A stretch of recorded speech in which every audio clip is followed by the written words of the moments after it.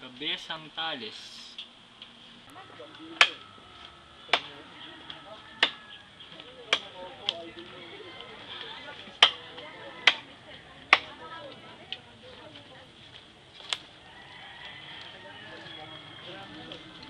Itay! Oh! Ano po, Itay? Tawa ko ng Diyos. Tulungan ko na po kayo. Sige, maganda pa nga yun.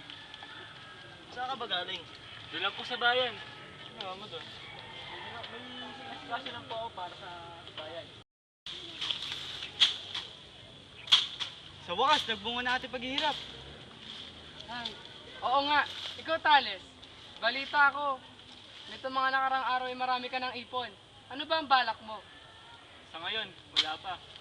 Tara, tapusin na natin to. Oo nga, mas mainam pa.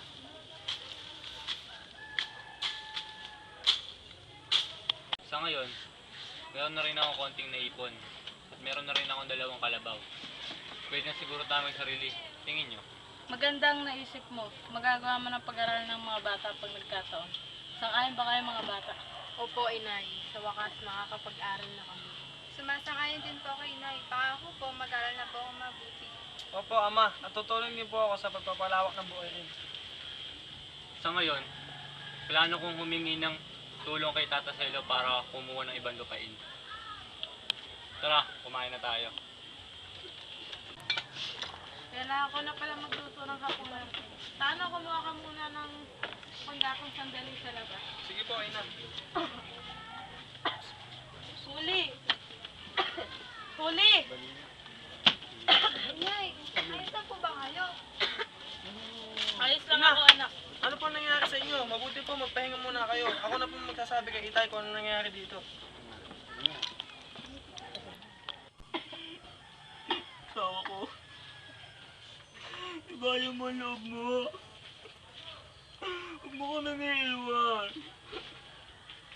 Kaya si Lucia, hindi ba naman kami iiwan mo pa? Na, huwag mo naman matayin na. Ina, huwag mo kami iiwan. Isipin nyo na lang na sinisingal na tayo ng Diyos ng kagubata dahil sa pagsunog natin sa kanyang lupain. Tatandaan nyo, lagi ko yung babantayan kahit ako'y nasa malayo. Tandaan nyo, lagi nyo tutulungan ng ama niya sa pag-aalaga ng bukirin. Ina! Sawa ko! Ano? Bakit po, Ama? Paikuha naman ng itak at tutulungan ko ang aking mga kasama. Sige po, Itay. Dali lang po.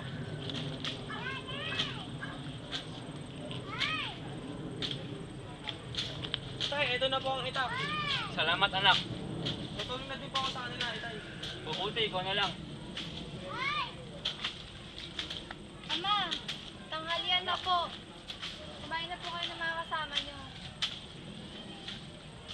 Sige, salamat anak. Sige po.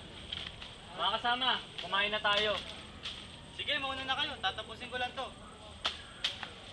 Ay, kapagod. Sige, una na ako. Nagugutom na ako. Ako nyo naman po, Manong. Siya. Kumain na tayo at baka lumamig ang ulam. Sige na. Buti pa nga.